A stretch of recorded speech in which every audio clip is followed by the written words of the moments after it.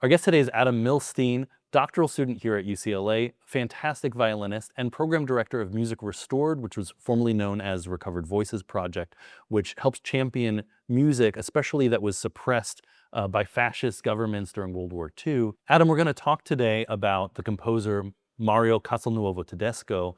Tell me a little bit, if I've never heard of this composer in my life, what are some things that I should know about him? Well, I mean, some big highlights. So Mario was an Italian Jewish composer, and he had a huge career in Europe up until the Nazis came into power, and then eventually Mussolini's government adapted the racial laws.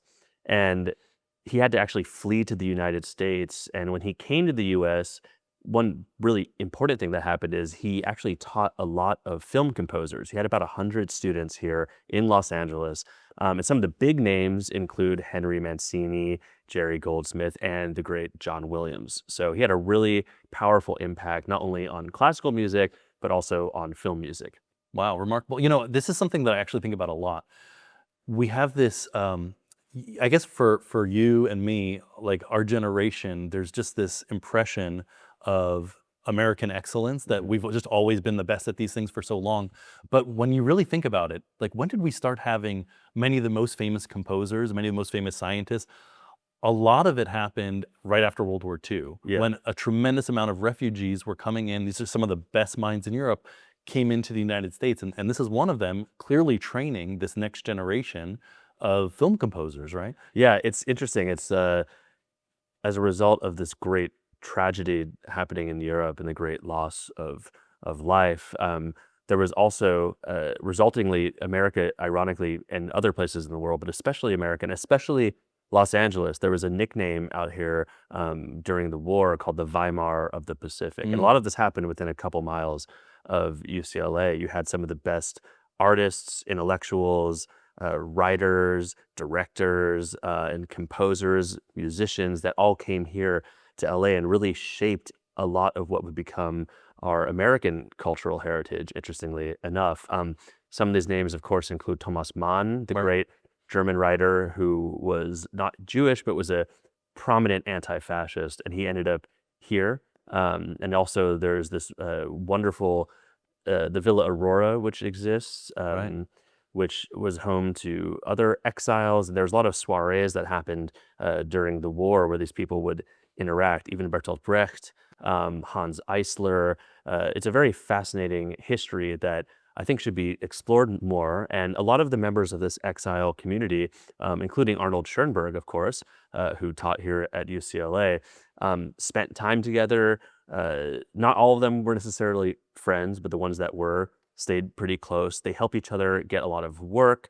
And Mario Castelnuovo-Tedesco is an example of one of these members of society. A lot of these people were German-speaking for the most part, so Mario is kind of an outlier in the sense that he was an Italian Jew. Ironically, with an Italian name that means German. Right, of course. But not part of that community, Not part of that community, but he was nonetheless, accepted by many of the exiles here. And when he began working on the film scores and stuff in Los Angeles, that was a result of Jascha Heifetz, who was the great virtuoso violinist. It was actually Jascha Heifetz and the famous composer Arturo Toscanini who were major champions of Mario's work, and they actually helped secure his affidavit to escape with his family from fascist Italy to the United States. Wow. Yeah. A famous conductor, by the way. What did I say? Composer. That's okay. Famous conductor Toscanini. Yeah.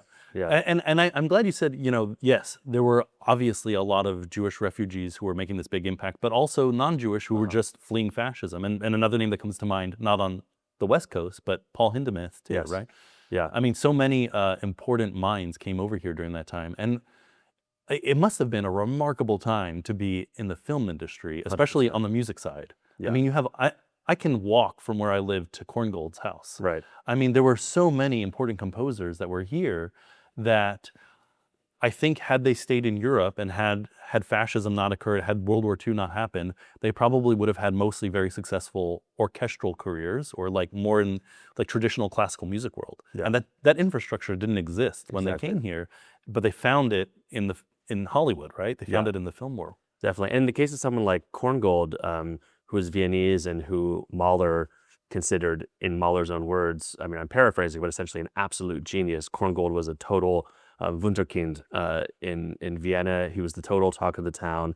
And then when he fled because of his Jewish heritage, came out here to the United States, he decided that he would not write for the concert hall for as long as that monster Hitler, as he said, was in power. So Korngold took his focus completely to film music. Wow, I didn't know that. Yeah, and resultingly, he's considered in a lot of circles like the godfather of film music, Right. which when he was alive, film music wasn't necessarily looked upon in a very favorable light. But now, in 2020 hindsight, we can see the absolute genius of his film scores, including stuff like King's Row, a lot of Errol Flynn movies.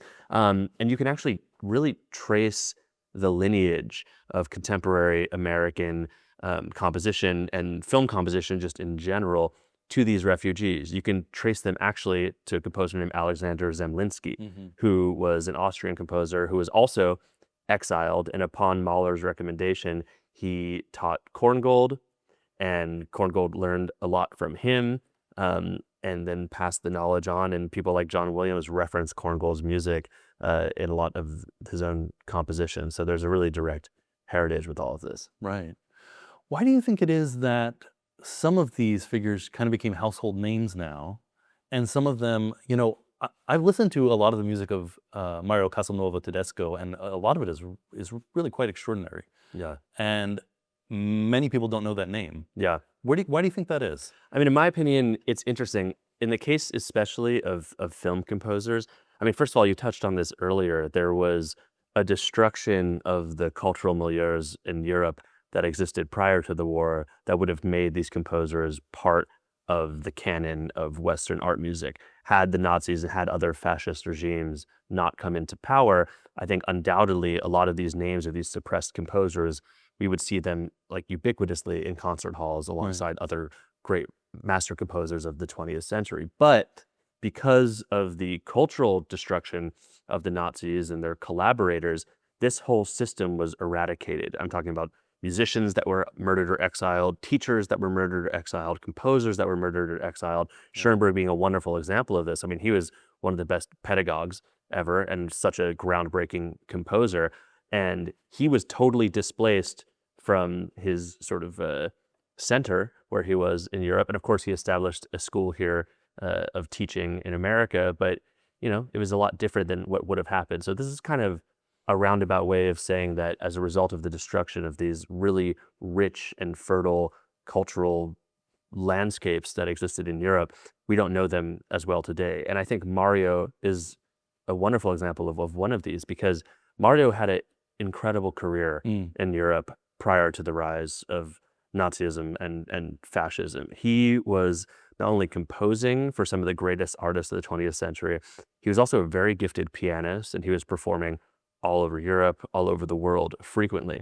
And when the Nazis came into power, and then when Mussolini adopted those racial laws and prevented Mario's works from being performed, prevented him from performing himself, he had to literally recreate himself from scratch in the United States. And a big part of that was within the film industry. And this sort of prejudice against a lot of film composers that existed in sort of the classical world at the time, I think resulted in a suppression again of these composers that fled, had to make a living in some capacity, and they did that through film. And then resultingly, their concert works were perhaps not looked very well upon by critics of the time because they were film composers, or also in the case of Mario, he stuck to a very almost late romantic, early modernist style that was very lyrical, very beautiful, and undoubtedly a lot of the critics at the time that were more influenced by a lot of Schoenberg compositions and sort of atonality didn't look very favorably on compositions that were too old school or kind of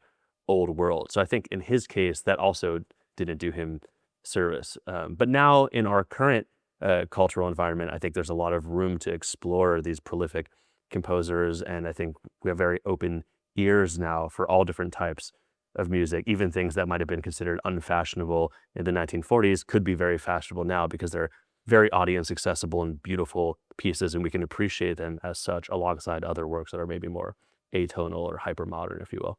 Yeah, absolutely. And I guess, to quote Alanis Morissette, isn't it ironic? Because we had all of these people, as you mentioned, they were prevented from having these careers in Europe. Right. And I don't mean to say, look, if we look at the second half of the 20th century through now, I don't mean to say that there aren't very important composers still in Europe. Of course, there are many that I can name off the top of my head. But it just seems like there are so many, even more important, I have to say, American composers. And that was not the case before World War II. Right. There were a handful, really. Like, maybe I could think of 5 names of very important American composers prior to World War II.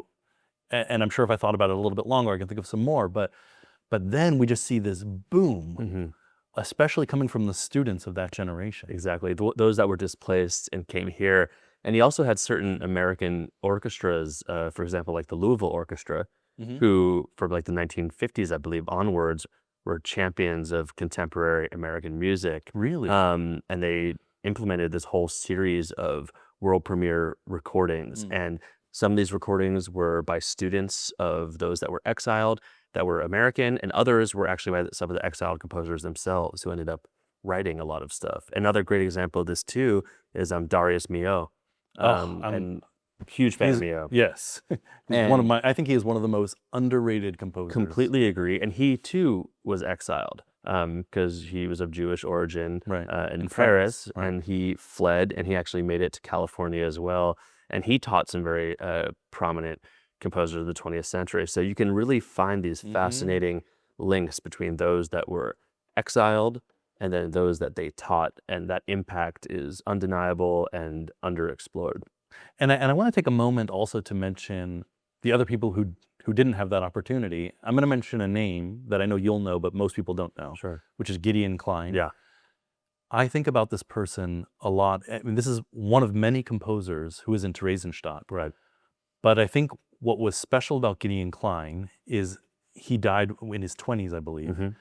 And when you look at all he has are early works because he died before he reached the age of 30, right? Yeah. So everything he has are just early works, and they are remarkable. Totally. And I often think, wow, this might have been one of the most important composers. Yeah, right? that's We why don't know. it's so important to study, and to give a voice to these, not that they're voiceless, but they're just under-recognized, because the Nazis in their political and genocidal practices of destruction quite literally ripped these names out of history books. They were very thorough in their destruction, not only of human life, but of cultural heritage. I mean, another example is there's a wonderful Czech composer named Vítězslava Kapralova, who I might have just butchered her name, but I think I did a decent job. And she was actually a student of Martinu's.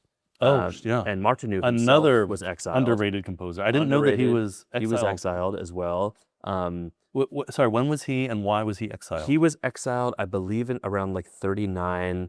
And his music was, it wasn't, because he wasn't Jewish. He was right? not Jewish. Yeah. So for composers, and other artists as well too, that either had political dissidence with the Nazis, or their music or art was labeled entartata or quote unquote degenerate, Martinu fell underneath that category of being unfavorable with the Nazis. He's a little too adventurous. Basically. Exactly. Okay. And same with Kapralova.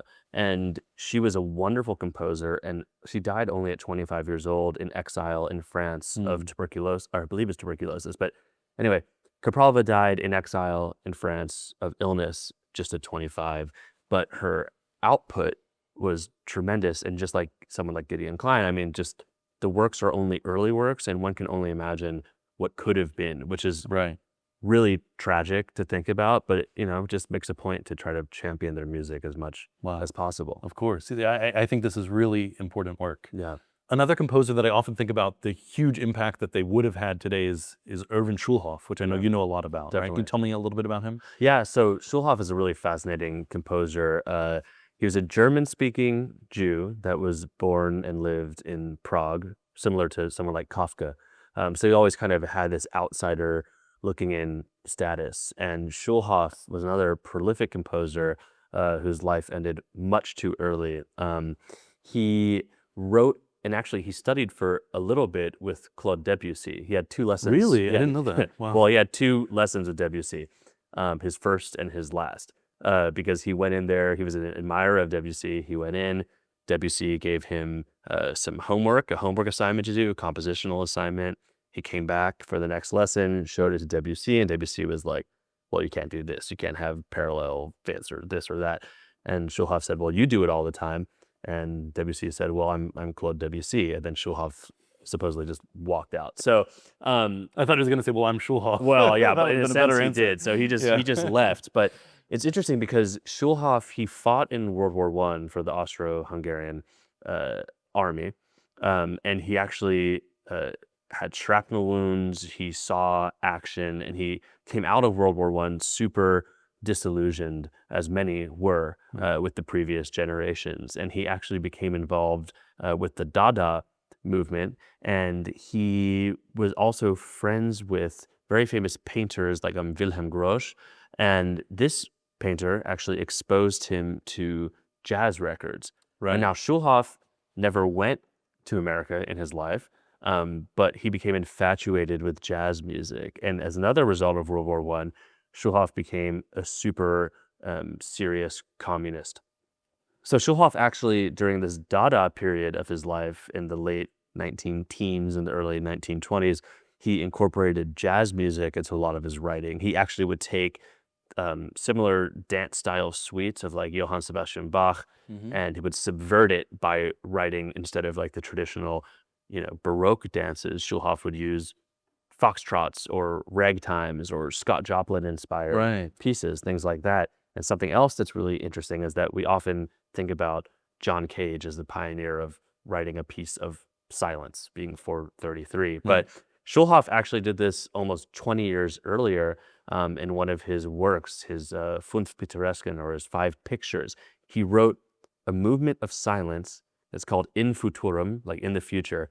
And what's so great about this is that he literally wrote out the silence, and he has instructions for the pianist, and you can actually really interpret this piece. He has crazy like rests written out. He even has smiley faces and frowny faces and like different fermatas. So as a pianist, you don't just sit there at the piano. You can literally interpret like where your hands should be. And that is the pinnacle of Dada and its absurdity and its rejection of the status quo.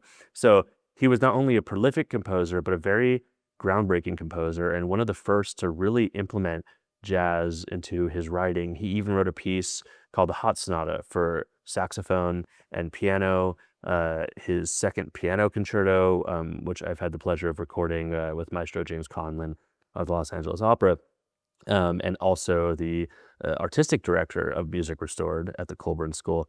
We recorded the second piano concerto, and that has a ton of jazz influence as well. So he's just a wonderful composer whose life was cut short in a prisoner of war camp, actually, because Schulhoff tried to flee from Czechoslovakia, but he was a little too late. He secured a passport for the Soviet Union, actually, because he often would go on tour there, and the Soviets were a big fan of Schulhoff's music because he was such a diehard communist. He even put the Communist Manifesto to music. Oh, wow. I did Interestingly not know enough, that. yes, he did.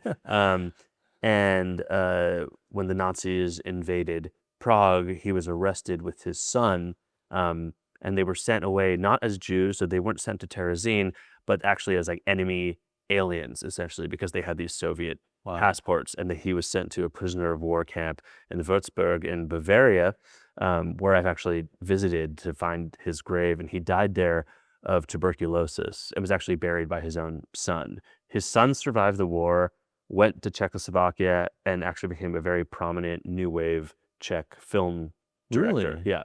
Wow. Yeah.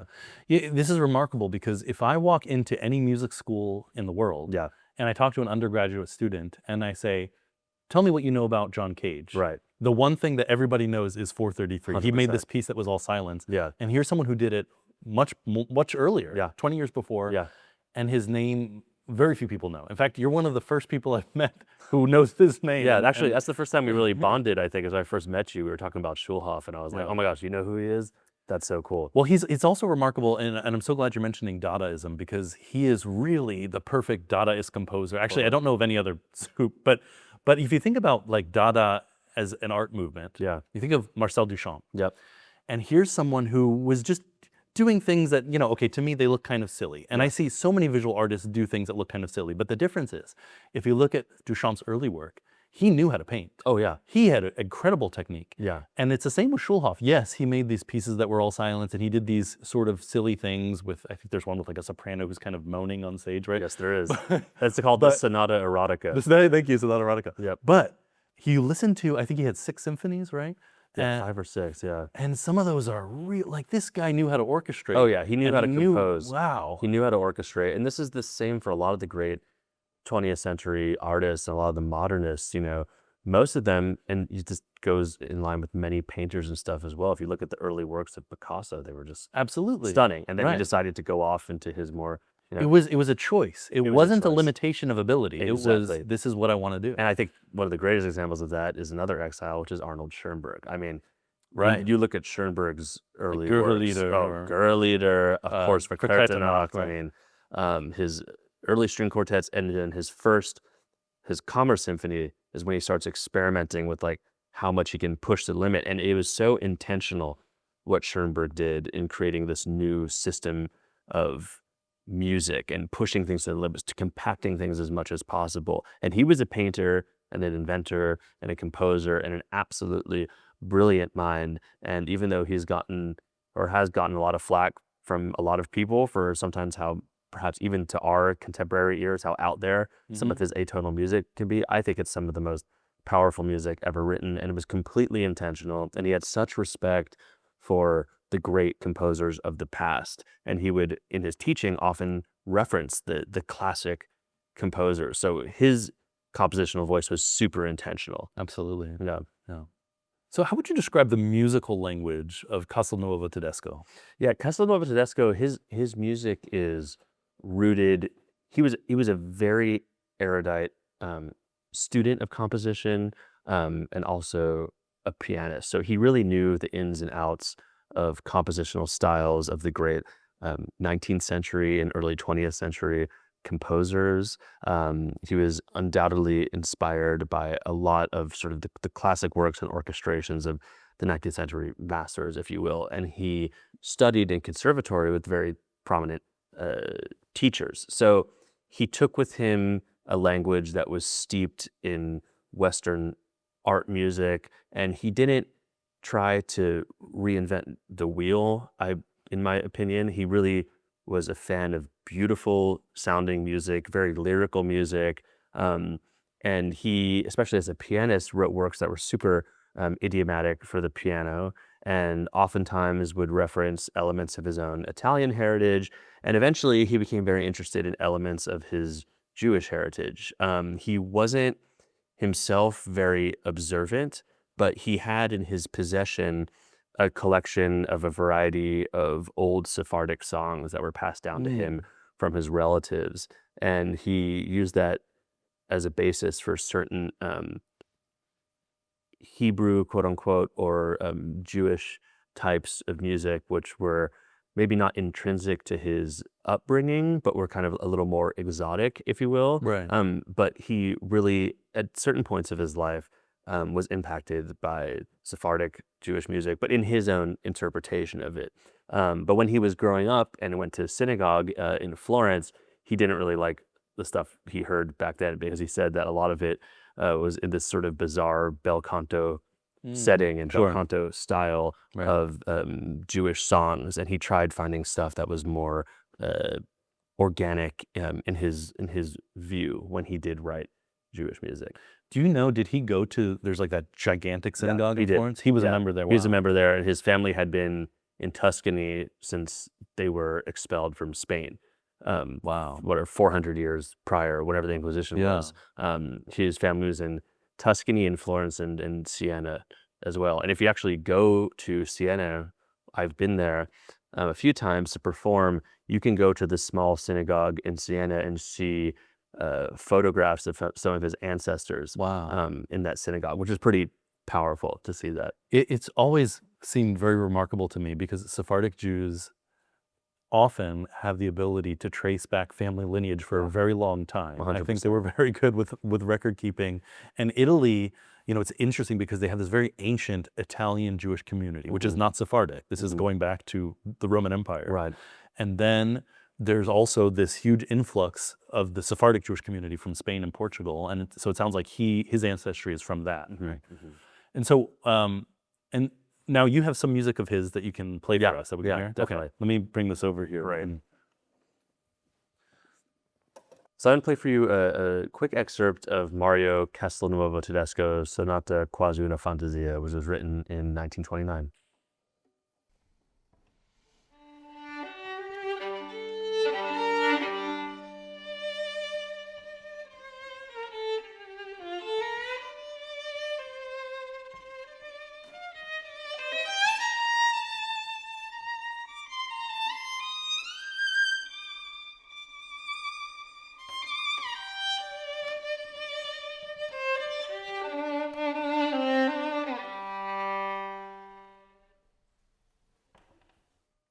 It's beautiful. There's something very familiar about the music. It reminds me almost a little bit of Isai. Yeah, totally.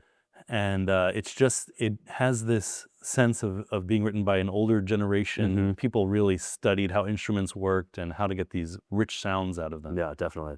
Adam, I think this is a really nice place to stop. Thank you so much for joining us. If you've enjoyed this content, please make sure to go ahead and like and subscribe to our channels. We'll be producing more interviews like this, and we hope that you'll join us for those as well.